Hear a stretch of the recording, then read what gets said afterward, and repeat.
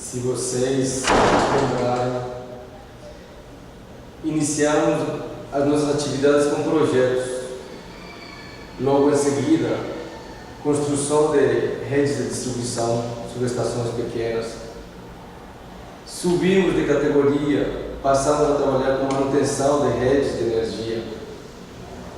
E hoje, nós já estamos capacitados para construir linhas de distribuição, subestações de transmissão para até 230 kV.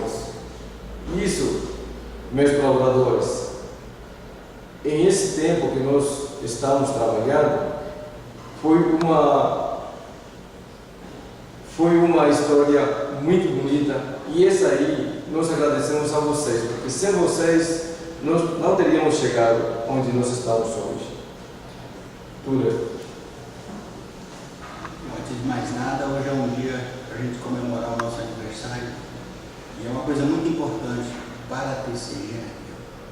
Então eu gostaria de parabenizar a todos que comemoram com a gente, que faz parte dessa equipe, dessa grande família que é a TC, né? E oferecer para vocês muitas energias para as suas vidas e para a vida da TC.